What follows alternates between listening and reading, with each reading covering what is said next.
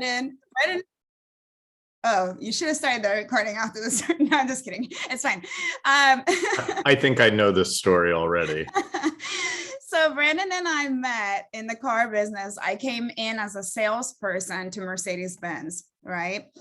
And the big bosses were like, hey, can you like show her, like she wants to do some internet leads and whatnot. And so they put me in the internet leads with Brandon. And so then it came time for me to start learning about the cars and whatnot. And so there was a big old, like really nice S-Class right in front of the sales manager's office. So all the sales managers were in there behind the glass, right? And Brandon started like telling me about the car so that I could sell it better. And then he was like, hey, Sonia, you know, this car is really big. I bet you can't fit in the trunk, right? Well, of course, I'm like, I bet you I can. Right. So I was like climbing in the trunk of this car, which is no biggie at all, by the way, but you know, because it's a huge car. And then Brandon's just like laughing. And then I just hear all the rest of the sales managers laughing behind the glass. So it's like a thing, like who can get the new salesperson to get in the trunk of the car? And I totally fell for it. It was such a dumb blonde moment for me. Do you have anything to say for yourself, Brandon? Well, only that I would do it again. There you go. There you go. All right. So it's all good though, because then I got into real estate and Brandon was still working in the car business. And then he got into real estate after me and came to KW and named me as a sponsor. So there you go. It's all good. We're even. So I wanted to, Brandon's in Oregon. You guys know I started in Oregon, and I wanted to bring him on here because he's got a very good like marketing strategy with business to business sort of type or small business owners. And we are all small business owners, right? So before I let him take it away, who in here has done any kind of cross advertising or cross promotion with any businesses? Has anybody done that? Anything like that? Well, with lenders. Lenders for sure. Yep. Yep. Anything else? I sponsored something with a golf teacher. I mean, mine is super remedial, like just with the school, but nothing like what you guys might be covering. So this will be a treat. Yeah. Yeah. So, I mean, so there's so many different ways, right? And especially in Bold, we get taught to do, you know, business to business calls and how can we help each other and whatnot. So Brandon, when did you get into real estate? I've been licensed for about 3 years, and a year and a half of that I was still in the car business. Yeah. Yeah. And then so this year, did we talk about numbers yesterday? Where are you at for the year? Oh, I'm not sure. I'm probably supposed to be tracking this. I think I'm somewhere around 12 closed sales. Okay, for this year, yeah. Cool. So so one of the things that I asked Brandon to come on here for was regarding his building that he lives in, right? So can you kind of tell everybody like what happened? You got into real estate and you saw that there were condos going for sale in your building, right? Well, yeah. So I live in a condo tower in kind of central Portland. There's about 260 condo units, and then there's some retail on the ground floor, some restaurants and stuff like that. And, you know, I was being very new to real estate. I really didn't know all the terminology, but I heard everybody talking about farms and neighborhoods that they were farming. And I said, well, you know, I'm kind of lazy. So if I'm going to have a farm, I want it to be as close as a home as possible. So I made my condo building my farm. And, you know, so that's kind of where I started. But yeah, I saw that there was condos being sold in the building. Yeah. And there was, you know, as far as I could tell, no rhyme or reason as to, you know, how people were picking their agents. I was occasionally getting a direct mail piece from, you know, people when a condo would get sold or get listed, but, you know, there were certainly no there were certainly no realtors who were focusing on the building. Right, like it wasn't just one person dominating all of the Not at units. all. Yeah, so you kind of were like, okay, cool, I can get in here. And then so I want to talk about two things. I want to talk about the retail downstairs, and then I also want to talk about the Facebook group, because I think that those are things that anyone here could do. So tell us what you did with the downstairs retail. Well, sure. So when I first decided that the building should be my farm, I hadn't sold anything in the building. I didn't really have, the direct mail that might go with having sold something, like a just listed or a just sold. So I was trying to think of something creative that I could do that, would be more than just hey, sell your next house with me. And so what I did is I talked on the ground floor of the building. There's a tap room and bottle shop, and a place I had frequented and got to know the owner just a little bit. And so what I figured is that, just like any small business owner, the one thing that he didn't have any of was time or money, like the rest of us, right? We could always use more time and money. And I knew that they had a special for, building residents. It was $1 off, a draft wine, beer, cider, and only a few people in the Civic, the condo tower, really knew about it, but it was a program they had for everybody that lived here. So I got with the owner. I said, hey, how about I announce, I'll send out a direct mail piece. I'll buy everybody in the building I'll buy everybody in the building that brings this flyer in and puts their name and email and phone number on it, and I'll buy them a drink, and we'll announce your $1 off, and I'll just reimburse you for whoever comes in and actually uses it. And he goes, oh no, not at all. Like, if they come in, I'll just pour them a free beer. It costs me 50 cents, and they'll probably stay and have 2 or 3 more, and then I'll make some money off of it. And you'll be telling 260 people in the building and their spouses and friends and whoever that if you live in the building, you get $1 off. So it was a win-win. It cost me a little bit of money at the printer and some envelopes and stamps, and 260 people, recognized me as the guy who just bought them a beer if they wanted to turn it in. And the business downstairs, the tap room, got to announce their, special for building residents. And so it was really easy, and it gave me an into their mailboxes where it was more than just a corny real estate flyer. Yeah, it was something else that just looked like something totally different than what you guys were getting in the building, right? So it wasn't just like going in the trash in that way. Yeah. Right? So that's that was the first direct mail piece that I sent into the building. So just to recap, you guys, basically what you're saying is you didn't even have to. You were using a promotion that was already happening. It's just that people didn't really know about it. Mhm. And so if anybody here is talking to like another business and they already have some sort of get 10% off or frequent flyer thing or whatever they have, right? They could literally take that and just say, hey, look, like we don't have to do any other special, but I can, if I can put it on the flyer, right, it will give you more eyes. Right. And then, but in return, this guy was actually willing to pay for the first beer as well. And now you look like you were buying them a beer, right? Right. And I got a number of, names and phone numbers and emails of people in the building, and had an opportunity to call them and say hi and thank them and put them into command. That's awesome. That's awesome. So you basically had the bartender just have them turn in the slip that had their information on it. So you got all their info in exchange for the beer. And so talk to everybody about like the effects of it, because I know we kind of. Right. So there were no immediate effects, like none of those phone numbers that I got, there were some great conversations, got to know my neighbors a little bit, but nobody said, what perfect timing, Brandon. I've been wanting to sell my condo, and I just had, of the 6,000 realtors in Portland, I had no idea who to pick, but now I'm picking you. That conversation never happened. But it was an in, and it started conversations.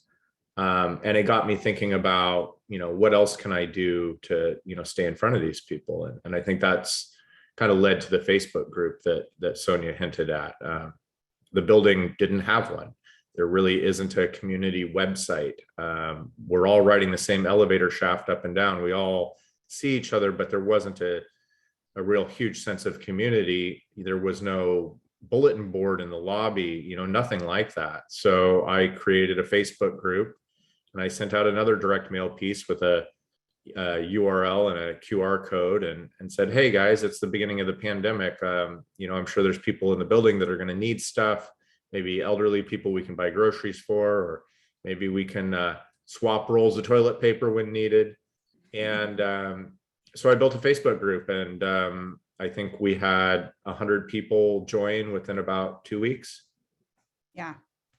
And so now it's like more of another channel to hit them through, and you're not going in there posting about like buying and selling. You're like, it's more about, hey, I have this chair if anybody wants it, right? That kind of stuff. There's people renting each other their storage units and parking spaces, and hey, I'm moving, here's some free furniture if anyone wants it, and I'm going to be on vacation, can somebody feed my cat? People are using it kind of as like almost an inner building Craigslist, and they're using it, and then once a month I do a post, and say hi and say, well, here's what's active, pending, and sold in the last few months, if anybody's interested. And so once a month I throw something real estate up there, just to stay in front of people, but I don't spam it. And yeah, I think that's so awesome. I mean, I'm even having, and I want to ask you guys what you guys are hearing in this, but I'm even having right now, I live in a condo building, and I'm thinking, I need someone to come feed my dogs every once in a while, or let them out. And we do have that community, but we don't have a place where we could do that. It's always just direct, right? And I could totally do that. And I've known that you've done that for years, and yet right now I'm just having the aha about doing that. So anyone else, any thoughts on this? What do we got? Christine? Yeah. Louisa. Oh, I mean, this is definitely a big aha for me. I belong in a Filipino American Chamber of Commerce, and all of them are small businesses owners.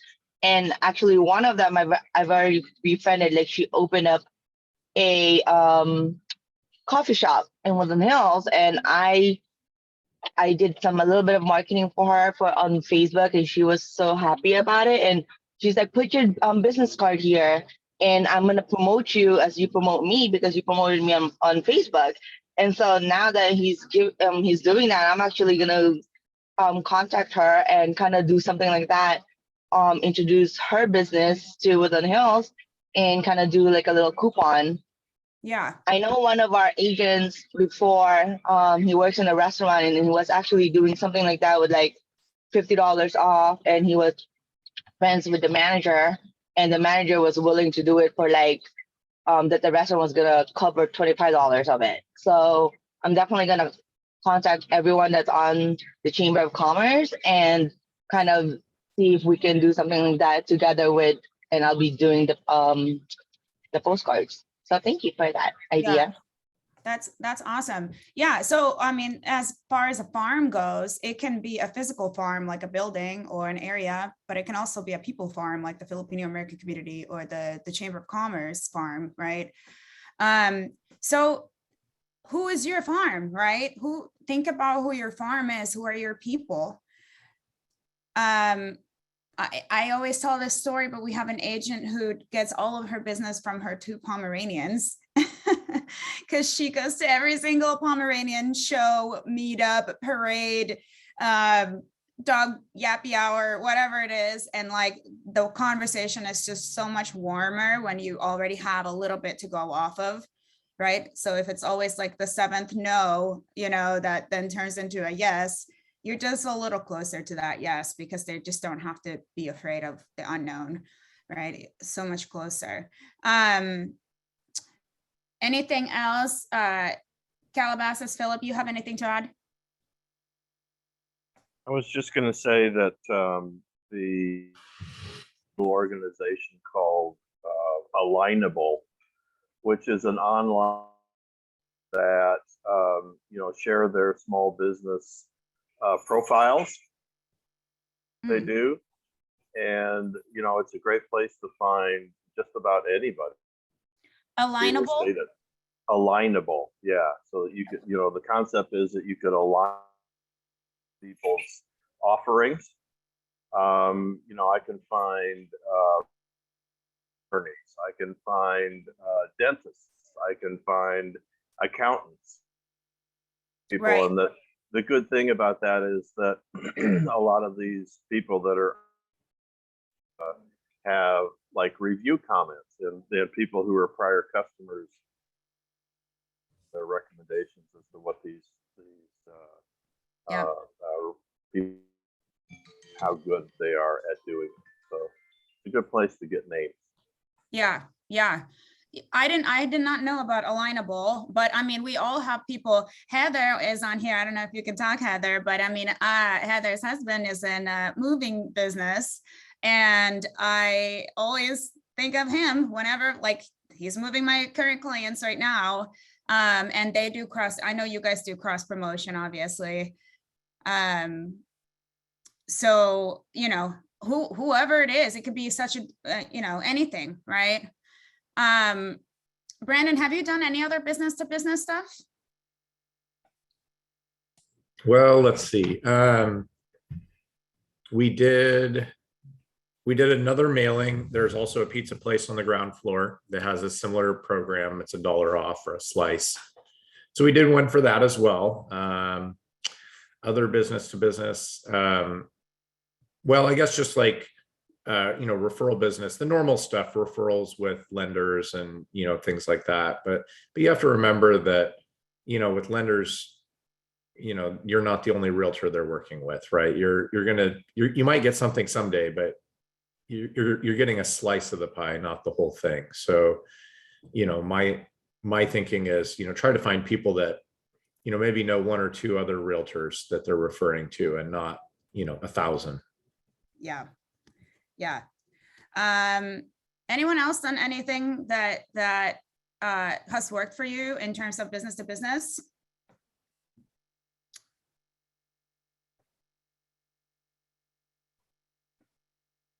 No.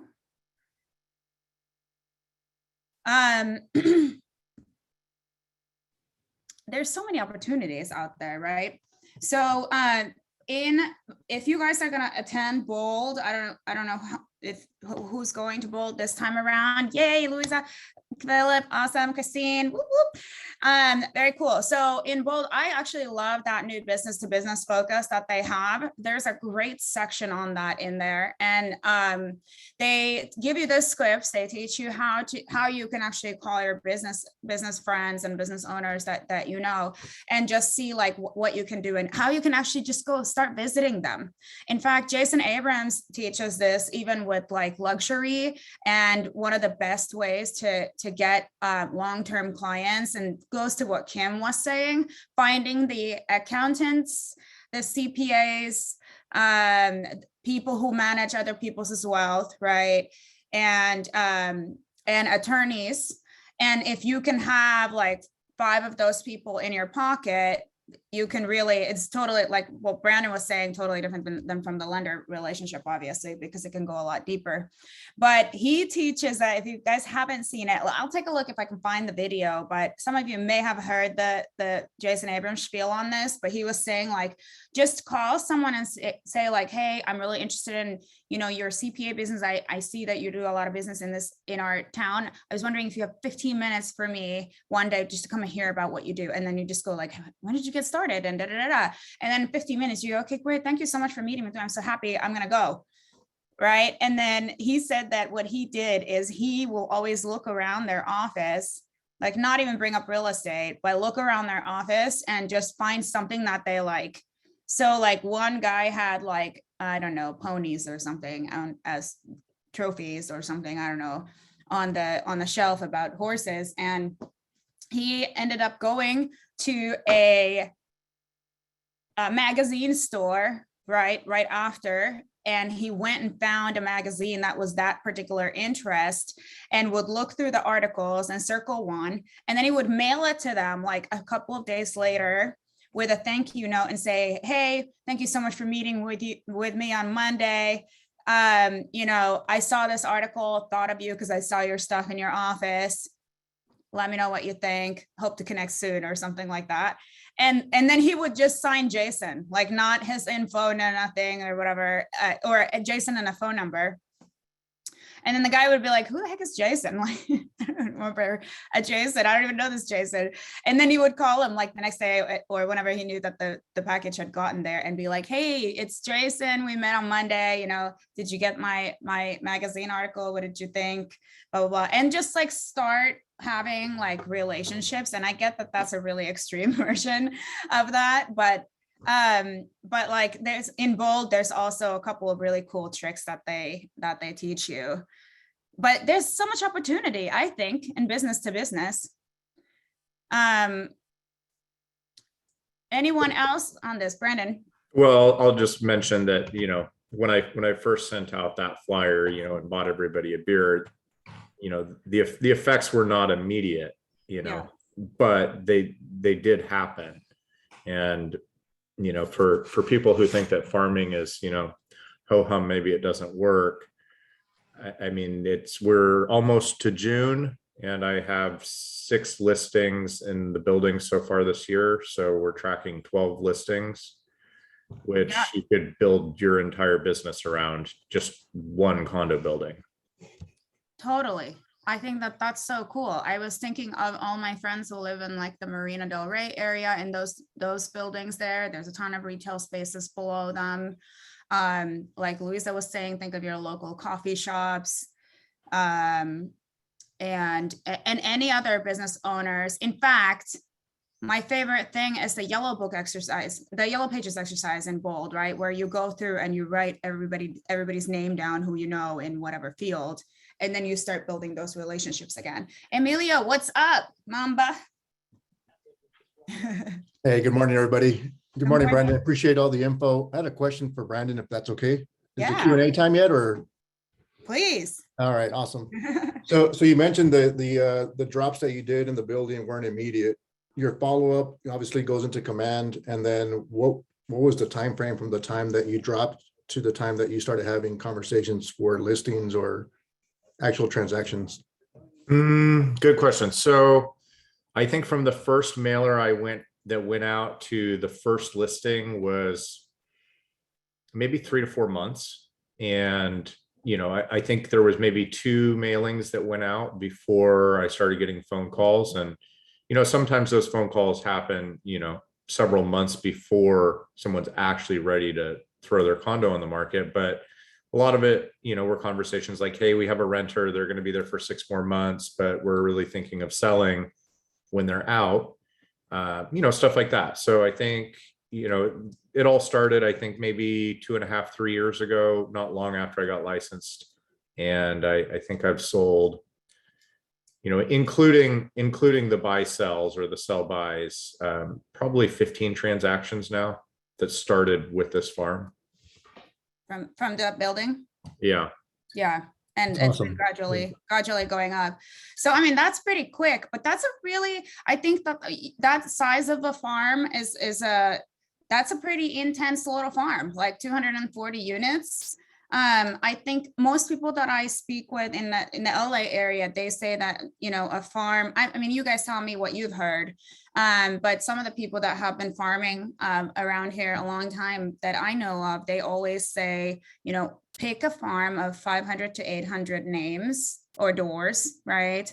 But most importantly, pick a farm that you can consistently market to, so that you don't run out of money in the middle. Because most of the time, I think the average in LA area for you to really start seeing the effects of the farming piece is like 12 to 18 months, right? Like if you're just doing that. But I just think that what Brandon did was so cool, because that business thing gave it like something more urgent and immediate, right? Rachel, what you got?